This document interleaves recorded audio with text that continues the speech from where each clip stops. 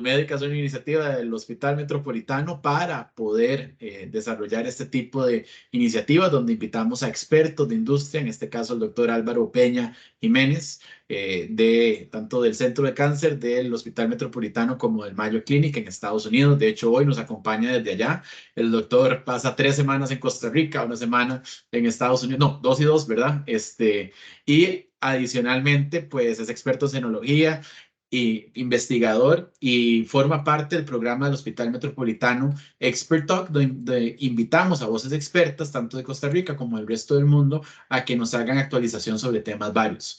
Este año tuvimos al doctor Mauricio Bon el mes pasado hablando de longevidad. De hecho, es una charla que ya tiene más de 800 visualizaciones en nuestro canal de YouTube. Tuvimos también a doctores de la Universidad de Johns Hopkins haciendo una actualización sobre tumores primarios cerebrales, a la doctora Judith Jiménez hablando sobre obstetricia y el impacto de los eventos perinatales durante la vida de la mujer. Así que estamos muy felices de contar hoy con la actualización propiamente el día de la conmemoración y la lucha contra el cáncer de mama con el doctor Álvaro Jiménez Peña, Álvaro Peña Jiménez. Doctor, le doy el control de la computadora, le doy la más cordial bienvenida. Buenas noches y muchas gracias por acompañarnos. Hola, hola, buenas noches. Muchísimas gracias por la invitación.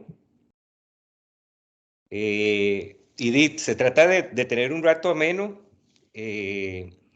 donde podamos abarcar en lo que más se pueda los factores de riesgo para cáncer de mama.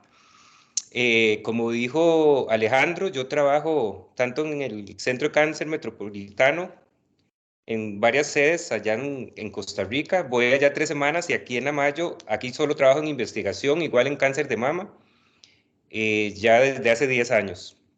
Pero aquí solo hago investigación. Entonces vamos a hablar un poquito de esto. Más que todo para ubicarlos, estos son mis dos mitades. Arriba de la Clínica Mayo, aquí en Rochester, Minnesota. Por los que no saben, ahí puse un mapa que estamos en el borde con Canadá, y Rochester queda en la puntita del zapato de que es Minnesota. Y abajo de nuestro Hospital Metropolitano, sede Lindora. Voy a hablar un poquitito inicialmente como preámbulo de las generalidades en cáncer de mama. El cáncer de mama es la primera causa de cáncer en la mujer. La segunda sería pulmón y la tercera es el cáncer colorectal. Es la segunda causa de muerte por cáncer en Estados Unidos, y le antecede solo el cáncer de pulmón. Se han relacionado muchos factores, de los cuales los que más se han marcado esta diferencia es una disminución en la fertilidad y un aumento en el índice de masa corporal, quiere decir un aumento en el peso.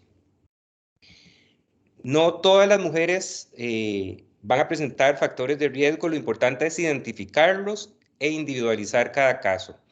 Esta diapositiva es muy importante y me gusta mucho, y posteriormente, ya finalizando, la vamos a retomar, porque si bien es cierto, el cáncer de mama ha ido disminuyendo, actualmente la mayoría de cánceres, como ustedes lo pueden ver en este gráfico, para todos los grupos étnicos, se diagnostican en etapas tempranas, gracias a muchos factores, y el principal es a la mamografía.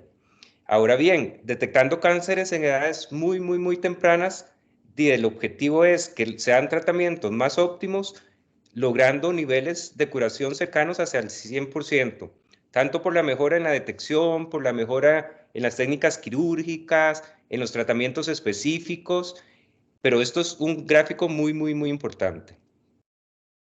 Aquí podemos ver más o menos la disminución de la mortalidad. El rosado es el cáncer de mama, esto en población Estados Unidos, y se puede ver más o menos que a partir del mediados del año 2000, la mortalidad ha ido disminuyendo hasta niveles más o menos cercanos a un 40% en ciertos grupos etarios. Y bueno, aquí es muy, muy importante tener claro que la mortalidad es el mejor indicador para saber si nosotros estamos haciendo bien o no las cosas. Y eso es muy importante. Tenemos que tener claro que el cáncer de mama es una enfermedad compleja y multifactorial. Este slide solo lo puse y el siguiente para ejemplificar, porque tiene mucha información. Nos hablan de una clasificación histológica, una clasificación molecular y actualmente probables genes o alteraciones genéticas que podrían estar relacionadas o no al cáncer de mama. Entonces, esto lo traigo a colación precisamente para eso, porque es una enfermedad compleja, pero que tenemos que combatir claramente. Les voy a ir presentando un poco de Rochester ahorita, que ya empezó el frío. Entonces ya estamos en una de las épocas más bonitas de aquí. Ahí la foto del río Zumbro, que atraviesa a Rochester en diferentes partes. Lo típico de las calabazas, que aquí hay cualquier cantidad de tipos de calabazas. Y es impresionante, aquí en esta época utilizan las famosas pomas de nosotros de allá por todo lado. La foto de la derecha es la entrada de la Escuela de Medicina de aquí, de la Clínica Mayo, aquí en Rochester. Ahora bien, ya para meternos de lleno en lo que nos toca hoy, vamos a comentar un poco de los factores de riesgo para cáncer de mama, que los vamos a dividir a grueso modo en no modificables y modificables. El primero de los no modificables, el sexo. El cáncer de mama es 100 veces más frecuente en mujeres que en hombres, pero igual los hombres lo presentan y eso es muy importante tenerlo claro. Para una mujer en Estados Unidos, el riesgo de desarrollar cáncer de mama en algún momento de su vida es alrededor de un 13%. Eso quiere decir que 1 de cada 8 mujeres va a desarrollar cáncer de mama en algún momento de su vida. La edad es otro factor que no podemos cambiar. Se dice que una paciente de 20 años tiene el riesgo de desarrollar cáncer de mama de 0.1%. Eso quiere decir que 1 de cada 1.500 podría llegar a desarrollarlo a la edad cercana, joven. Ahora bien, conforme aumenta la edad, aumenta el riesgo conforme pasan los años. Entonces, en pacientes de 60 años, el riesgo de desarrollarlo es alrededor de un 3.5%. Esto quiere decir que 1 de cada 28 podría llegar a desarrollar el cáncer de mama. Esto es un slide muy importante, principalmente si nos están escuchando pacientes que muchas veces, y gracias a la detección temprana actual y al tratamiento oportuno, los pacientes ya se sienten tan bien, ya después de terminado todo el proceso de cirugía, el proceso de tratamiento, ya sea radioterapia, quimioterapia, se sienten tan bien que de un momento a otro se llegan a perder, y más si ya terminan el tratamiento hormonal, a veces se pierden. Y esto es muy importante que lo tengan claro, porque el antecedente de cáncer de mama aumenta el riesgo de desarrollarlo en 3 a 4 veces. Otro de los factores no modificables es la historia familiar. Historia familiar en parientes de primer grado. ¿Qué quiere decir esto? Mi mamá, mi papá, mi hermana, mi hermano, mi hija, mi hijo. Por eso pongo aquí la imagen de un hombre, porque a los hombres también les da cáncer de mama. Cuando hay un familiar en primer grado, el antecedente de un familiar en primer grado tiene el doble de riesgo de desarrollar cáncer de mama. Cuando son 2 familiares en primer grado, el riesgo aumenta hasta 5 veces. Esto es otra de las fotos típicas de aquí, porque hay diferentes tipos de árboles de maple. Y esta foto de los gansos canadienses que ya empezaron la inmigración, es impresionante los millones y la belleza como se ve. Eso es muy típico de este tiempo, de esta zona. Ok, las mutaciones genéticas, bueno, se nos ha dicho y siempre ya eso es como historia trillada, que el famoso BRCA1 y 2 es lo más frecuente, pero hay cualquier cantidad de genes y esos que están ahí en el slide son unos de los más frecuentes. El riesgo para las pacientes de desarrollar cáncer de mama depende mucho de la mutación genética que tengan, porque hay muchísimas actualmente, pero más o menos oscila entre un 45 a un 72% de riesgo para desarrollar cáncer de mama en algún momento de la vida. Recordemos un poco del famoso BRCA1 y 2, que son genes supresores, y estos genes son necesarios para la reparación del DNA. Y hay ciertos síndromes que han cogido importancia con el paso del tiempo como factor de riesgo. Entonces, hay un síndrome que se llama el de Li-Fraumeni, que se asocia a una mutación genética también, la del P53, que el P53 es un gen supresor. ¿Qué quiere decir eso? Que inhibe o elimina la proliferación de las células anormales. Y cuando está alterado, pues ya no se tiene eso. Esto es una cosa muy importante y yo creo que de todos los factores de riesgo es algo que tiene que quedar muy claro, que es la densidad mamaria, que esto es un reporte en todas las mamografías actualmente. Obviamente esto con el advenimiento de la mamografía digital pasó a ser el factor de riesgo. Entonces, ahí ustedes pueden ver los diferentes tipos de densidades mamarias del A al D. El A usualmente son pacientes mayores en su mayoría que tienen más grasa que tejido mamario. Y conforme que eso es lo que uno esperaría, pero ahora vamos a hablar de otros factores de riesgo que no necesariamente es así. Y la mama D son mamas muy densas que se ven muy blancas en las mamografías. El riesgo para una densidad mamaria tipo D tiene un riesgo de 2.11 comparado con la tipo B. Y la tipo D, comparado con la A, tiene un riesgo aumentado de un 3.9%. El slide que sí que es muy importante y es parte, si hay gente escuchándome que no es médico, y también para los médicos, la importancia de realizarse una mamografía anual en un buen lugar donde tengan un buen mamógrafo y preferiblemente que tengan radiólogos expertos en mama. ¿Por qué? Porque si ustedes ven este slide, el slide que se ve menos blanco, los dos son cánceres de mama.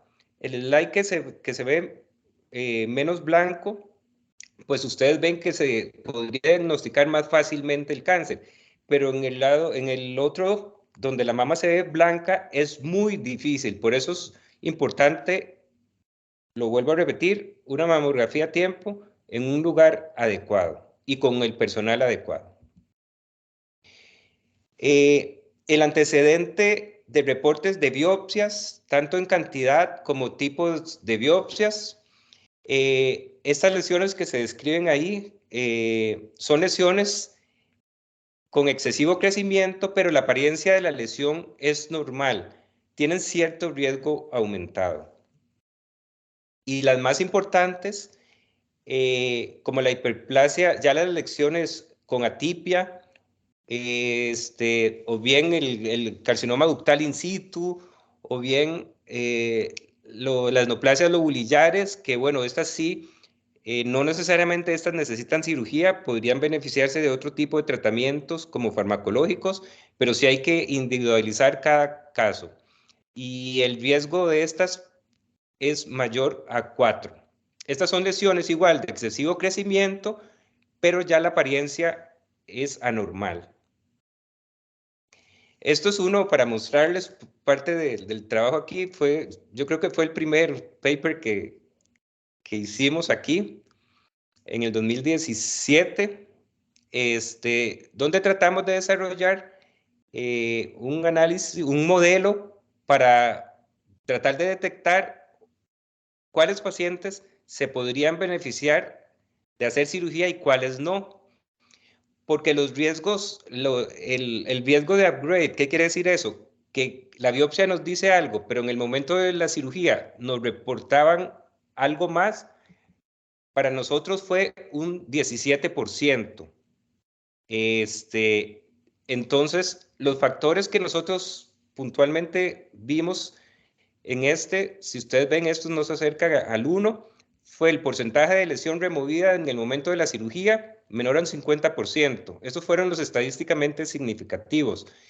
Ya esto es muy patológico, pero es la presencia de necrosis celular y también la cantidad de focos de hiperplasia que había para arriba de 3.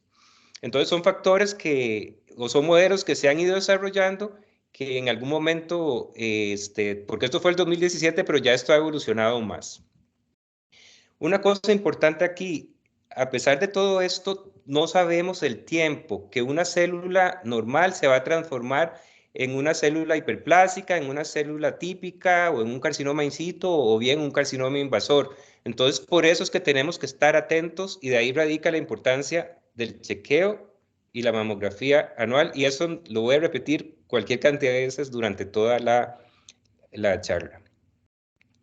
Estos son otros fotos de aquí. Esto es un barrio, igual con diferentes tipos de maple, de árboles de maple. Ahora bien, el grupo étnico. Hay cierto tipo de cánceres que se han relacionado con cierto subgrupo. Por ejemplo, las pacientes afroamericanas tienen un poco más de riesgo en el sentido de que cuando se presentan estas pacientes con cáncer, usualmente se presentan en estadios más avanzados. Si ustedes ven el gráfico aquí, la parte en azul, ya hay metástasis regional o bien a distancia en estas pacientes. Usualmente presentan cánceres más agresivos y usualmente son el tipo de cáncer de peor pronóstico, que son los triples negativos. Esto es un slide muy importante y principalmente si hay médicos ahí para aclarar un poco cuáles de los factores hormonales podrían interferir en los factores no modificables. Ok, una menarquia o una menstruación temprana, eso quiere decir antes de los 12 años, una menopausia tardía para arriba de los 55 años, que no haya habido embarazos y que el primer hijo posterior a los 30 años. ¿Qué es lo que pasa con esto? Por ejemplo, con la menarca, o sea, con la primera menstruación, el tejido mamario en ese momento está en constante crecimiento y estímulo, entonces podría estar más susceptible, por ejemplo, a desarrollar mutaciones. Obviamente una menopausia tardía, esa mama ha estado muy estimulada por muchos años, entonces podría también predisponer a desarrollar cáncer en comparación o más riesgo de desarrollar cáncer en comparación a otra. El no embarazo y la lactancia, el no embarazo, perdón, es porque el estímulo estrogénico continúa y no le da tiempo al tejido mamario de diferenciarse. Entonces, por eso es el factor de riesgo. Y también asociado a esto es que no dan lactancia, entonces por lo mismo, no hay, el tejido mamario sigue casi que igual con estímulo estrogénico y no tuvo tiempo de diferenciarse. El antecedente de radiación, principalmente en niñas o para tratar cánceres de no mama o en pacientes menárquicas, o sea, que recibieron radiación cercano a la menstruación, a la primera menstruación. Otro de los factores que es en tela de duda, pero bueno, entra entre los dos, entre los no modificables y los modificables, está la obesidad heredada. O sea, si hay problemas de obesidad, problemas endocrinológicos que predispongan a las personas a desarrollarlo. Y principalmente aquí, pues, por conversión de grasa de los estrógenos a nivel periférico, y también el colesterol podría aumentar los niveles de citoquinas inflamatorias. Aquí ya vamos a empezar a hablar de los factores modificables que para mí, bueno, los demás no tenemos mucho que hacer, pero en estos modificables nosotros sí podemos intervenir bastante. Por cada aumento relativo de un 1.3 por cada 2 kilos que aumentan. Pero esto y este dato llévenselo para la casa porque aquí es donde radica la importancia. En mujeres posmenopáusicas, el factor de riesgo está en ellas. Esta es una de las casas famosas aquí en Rochester que fue de uno de los hermanos Mayo. Creo que fue la de Charlie. Y desde entonces esa casa se ha usado para reuniones especiales o presentaciones especiales. Obviamente ya no viven ahí ni mucho menos, ni siquiera los descendientes de ellos, pero siempre se conserva y la Mayo la conserva y hace ahí reuniones especiales. Ok, en los factores modificables en el estado hormonal tenemos dos principalmente. Uno es la terapia de reemplazo hormonal, que esta es muy importante, porque recordemos aquel famoso estudio WHI, que ya hasta da pereza mencionarlo, pero ellos en aquel momento habían encontrado, y ahí fue un cambio en el paradigma de la terapia de reemplazo hormonal en aquel momento, porque ellos habían encontrado un hazard ratio cercano al 1.26. ¿Qué quiere decir eso? Que había aumentado el riesgo de un 26% para las pacientes de desarrollar cáncer de mama. Posteriormente a eso, vino un estudio un poco más interesante, y no quiero meterme a criticar el WHI ni mucho menos, pero el estudio de las enfermeras, donde ellas encontraron uno en 1.42, pero específicamente para aquellas pacientes que habían recibido terapia de reemplazo, pero por tiempo prolongado. Y eso es muy importante tenerlo en cuenta. Y luego el uso de anticonceptivos orales por más de 10 años también aumenta en 1.5% el riesgo. El alcohol. Esto es otro de los factores modificables muy importantes que hay que tener en cuenta y más actualmente, el alcohol en exceso. ¿Qué quiere decir en exceso? A más de 10 gramos de alcohol por día. En resumen, es más de 2 copas de vino, más de 2 cervezas. ¿Qué es lo que pasa? Al final va a ser estímulo para el aumento de los estrógenos, porque las altas concentraciones en tejido mamario del alcohol, ahí el alcohol se va a convertir en una sustancia que se llama el acetaldehído. Y esta se va a unir a proteínas, incluyendo el DNA. Entonces, esto podría interferir en el sistema de defensa, tanto en la antioxidación y en el reparo del DNA. El tabaquismo también, si ustedes recuerdan al principio de la charla, dije que bueno, eso es para efectos de Estados Unidos, pero podría extrapolarse en alguna u otra forma a nuestros países.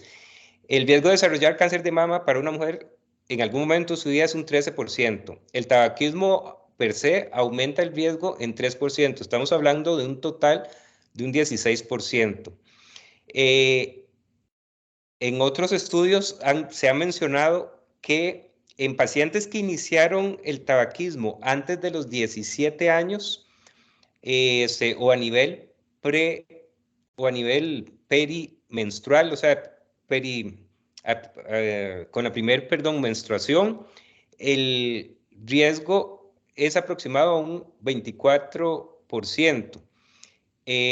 Pero esas pacientes que también iniciaron el tabaquismo a edad temprana y además tienen antecedentes familiares de cáncer de mama, el riesgo podría aumentar hasta un 35%. Estos son otras fotos del Biosumbro y es que esta época es lindísima, entonces hay que aprovechar que no está tan frío. Bueno, estamos a 10 grados ahorita y hoy baja a 4 grados, pero no está tan frío a como se pone de posterior. Ok, volvemos a el slide inicial, y estos son recomendaciones para que ustedes se lleven, que es muy, muy, muy, muy importante. Recuerden que la mayoría de cánceres se diagnostican actualmente en edades muy, muy, muy tempranas. Entonces, está en ustedes promover el uso de la mamografía para tratar de ingerir en esta y que se mantenga la mortalidad como se ha mantenido. A ver, seamos claros, se siguen muriendo pacientes con cáncer de mama, pero ha disminuido. Esto es muy importante, una mamografía a tiempo salva vidas, y esto llévenselo para la casa. Una mamografía va a disminuir en un 40% el riesgo de morir por cáncer de mama a lo largo de toda la vida. Aquí no vamos a entrar a hablar de edad, hay edades específicas, pero en nuestros países latinoamericanos, por lo menos en mi experiencia, cada día vemos mujeres más jóvenes. Entonces, lo mismo que dije al principio, hay que individualizar cada caso. Es importante también porque hay lesiones que no se ven por mamografía y sí se ven por ultrasonido. Entonces, complementar siempre con un ultrasonido mamario. Ya eso lo dije mucho durante la charla. Con un buen mamógrafo en un buen lugar, que nosotros en el Hospital Metropolitano en varias sedes contamos con buenos mamógrafos, y también con radiólogos expertos en senología, o sea, que tienen una dedicación más orientada a la mama, porque la agudeza diagnóstico, o sea, la capacidad de ellos de diagnosticar lesiones minúsculas es diferente a otros radiólogos. Obviamente, consultar con el especialista adecuado. Hay algunos casos que se podrían beneficiar de quimioprevención, pero por eso hay que individualizar cada caso. Y definitivamente que aquí es otra cosa, y lo voy a recalcar en el próximo slide, estilos de vida saludables. Principalmente, las mujeres que realizan, vean que no es tanto, ya sean hora y media, o bueno, digamos 3 horas de ejercicio moderado, o bien hora y media de ejercicio extremo, disminuyen el riesgo de cáncer de mama hasta un 9%. Y también se ve reflejado en disminución del riesgo absoluto cercano al 3%. Quiere decir que aquel 13% quedaría en un 10%. Por eso, a controlar el peso, la parte dietética. El doctor Álvaro Peña. Ajá. ¿Me escuchan? Sí, doctor, correcto. Ok, ya, sí. ok. El control del peso, y esto es específicamente para las mujeres posmenopáusicas. Por cada 5 kilogramos que bajen, el riesgo disminuye a un 8%. ¿Qué es lo que pasa con el sobrepeso? Lo que habíamos hablado de la conversión periférica, pero también hay ciertos factores relacionados con la insulina que podrían aumentar o afectar el crecimiento y el comportamiento de las células mamarias. Una cosa muy importante, esta disminución de peso en pacientes posmenopáusicas, que comenté, de un 9%, si esa paciente, hay un metaanálisis muy bonito europeo y muy interesante de leer, si esas pacientes no recibieron terapia de reemplazo, ese riesgo podría disminuir todavía el doble. Entonces son cosas muy importantes que nosotros debemos de tener en cuenta. Y por otro lado, por supuesto, el licor, no exceder en el licor. Esto es nada más para compartirles a ustedes que estamos muy, muy, muy ilusionados porque algunos de los laboratorios de aquí nos dieron un lugar en el nuevo edificio que ahora en diciembre nos pasamos, y es el edificio Kellen, que está lindísimo. Lo fuimos a conocer precisamente digo, antier, y estuvo lindísimo. Ese es el team de mi laboratorio. El doctor Larry Peace, que es el PA, Ginny, Mike, Jay, que está ahí en esa foto a la par, que se acaba de unir no hace mucho, y ya Noah y Tasnim ya no están. Y bueno, eso sería lo que tengo. Una cosa importante, ahí tienen mi email para aquellos que quisieran los papers o la bibliografía de esta presentación, con muchísimo gusto me escriben y yo se las envío. Y bueno, yo creo que muchas gracias. Muchas gracias, doctor. Muy bonito y muy original poder estar hablando tanto temas médicos como ir haciendo un tour por Rochester, sobre todo con las fotos que está tomando ahora de ¿cómo es que llama? En medio del otoño. Muchísimas gracias. Voy a aprovechar sobre todo aquí que tenemos a, bueno, desde diferentes profesionales, tanto médicos como farmacéuticos y enfermería. Si alguno le gustaría hacer alguna pregunta o algún comentario al respecto, creo que está sumamente valiosa la charla, y sobre todo podemos, que es de las cosas que usted y yo más hablamos, ¿verdad? Comparar la experiencia de pacientes en Estados Unidos con las de Costa Rica. Mucho de lo que usted nos estaba diciendo de que cada vez más hay una detección más temprana en cuanto a la edad de los pacientes. Entonces, tal vez yo como para iniciar la conversación sobre diferencias y similaridades que ve tanto en pacientes de Estados Unidos como acá. Bueno, es que son poblaciones muy diferentes. Entonces el acceso, por ejemplo, el acceso a servicios, los hábitos dietéticos, la concientización es diferente en los dos países. Claro, yo diría que en Costa Rica estamos muy bien a nivel de lo que es cáncer de mama, pero todavía nos estamos quedando corto en la detección temprana. O sea, y eso lo vuelvo a recalcar nuevamente y nunca me voy a cansar. Es mejor diagnosticar algo en etapas tempranas. Entonces, ahí se está marcando la diferencia. Y aquí hay diferentes normas de screening o para realizarse la mamografía.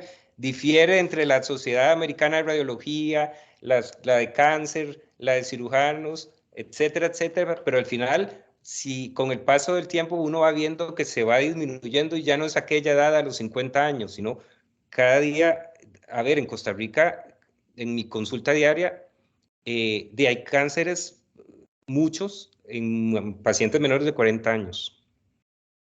Okay. Dice el doctor Biernik que para aprovechar que tenemos a varios colegas de medicina general, primero se puede explicar cuál es el manejo adecuado de una paciente que se presenta con una masa palpable o que se identifica con una masa en el examen físico.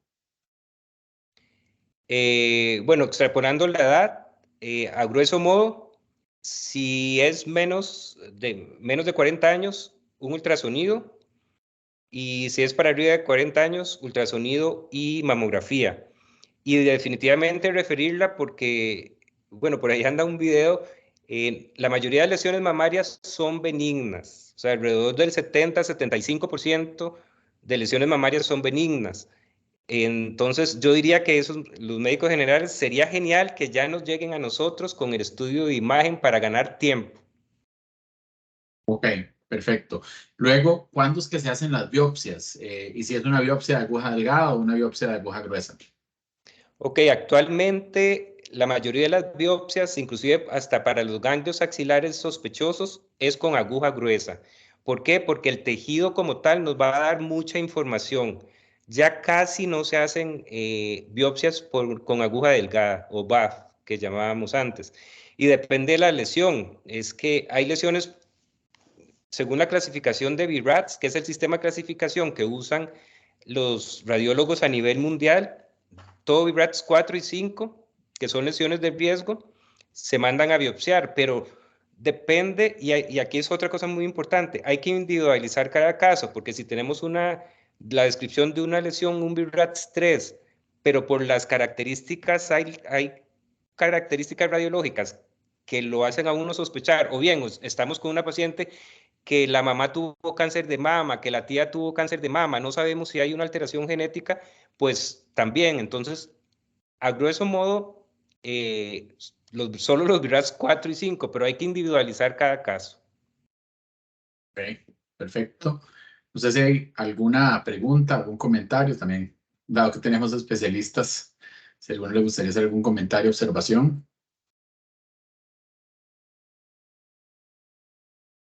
Del lado nuestro, digamos, de la parte de educación médica, hoy desarrollamos una serie de materiales, producto de entrevistas, tanto con el doctor Peña como con otros que se lo estamos compartiendo, ¿verdad? Precisamente para que puedan contar con recursos para compartir a pacientes y sobre todo ir sensibilizando sobre miedos y mitos. Tal vez, doctor, aprovechando ahora el comentario que usted hacía, ¿verdad? Sobre los diagnósticos en edades cada vez más tempranas, ¿cuáles son otros miedos o otros mitos que existen alrededor de cáncer de mama que usted ve que falta que, digamos, estemos abordando mejor, tanto, digamos, de la perspectiva paciente y también aprovechando la perspectiva más con profesionales de la salud? Sí, claro. A ver, hay muchos, podría mencionar, digamos, los más frecuentes. Por ejemplo, doctor, me acaban de hacer una mamografía y ya no me puedo hacer más mamografías. Cuando la mamografía es una buena mamografía, es un elemento fundamental. Entonces, a ver, no es que cada mes se va a ir a hacer una mamografía, ni mucho menos, pero sí se puede repetir, por ejemplo. También uno de los mitos y preocupaciones de las pacientes es lo que vos comentabas, una masa, tengo una masa en el pecho y o sea, hasta ella misma se desahucia, ya me voy a morir, me van a cortar el pecho. Entonces, eso es muy importante que les quede claro. Actualmente la mayoría de cánceres se detectan en edad temprana o bien localmente avanzados, donde probablemente con una quimioterapia nos va a dar cabida para poder hacer una cirugía bien. Entonces, yo diría que esos son unos de los más frecuentes. Y a nivel con profesionales de la salud, tal vez como algunos temas donde a usted le parezca que es importante reiterar o actualizaciones recientes en abordajes que tal vez le parezca importante refrescar. Sí, la importancia del ultrasonido, de la mamografía, de referir la paciente, de, de preguntar, si estamos hablando a nivel de médicos generales, yo creo que en los diferentes sedes siempre va a haber alguno de nosotros por ahí que podría apoyarse.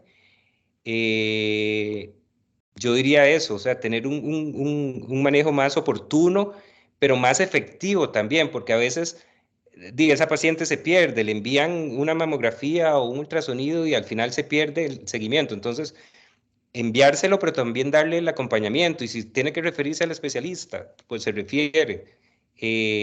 Porque yo creo que hay ahí un gap entre cuando se le ordena y ya después darle seguimiento de qué pasó con ese resultado. Perfecto. No sé, si tenemos alguna otra pregunta o observación que les gustaría hacerle al doctor Peña. Igualmente recordarles que el doctor Peña atiende en la sede de Lindora y creo que además parte del objetivo de hacer estas charlas es poder acceder a profesionales que están en Costa Rica, en Estados Unidos o en los dos, y eso creo que es uno de los factores diferenciadores que tiene el hospital. Y creo tal vez, por último, ahora usted hablaba de los equipos que nosotros tenemos acá, ¿verdad? Que el hospital hace una inversión significativa en contar con equipo de última generación y tal vez eso, digamos, en su experiencia, ¿verdad? Entre acá y allá, tenemos la última generación, ¿verdad? Y eso puede, sobre todo lo que usted reiteraba, la parte del tiempo, lo vital que es. Sí, definitivamente. Bueno, también yo voy a otras sedes, por si acaso, para que lo sepan. Voy también a A San Carlos, de hecho, lo que ya me contaron. San Carlos, Plaza Lincoln, Plaza del Sol y bueno, Lindora, que es donde estoy más. Y sí, en varias sedes tenemos mamógrafos de los buenos y equipos muy buenos en general. Perfecto. Bueno, si no tenemos ninguna otra pregunta o comentario, más bien, doctor, le agradezco muchísimo por lo puntual que es. Bueno, si tienen, ¿verdad? Quieren el correo nuevamente el doctor, me escriben con todo gusto para que les pueda enviar la bibliografía. Muchísimas gracias nuevamente y que pasen buena noche. Muchísimas gracias, doctor. Bueno, muchas gracias. Nos vemos. Hasta luego.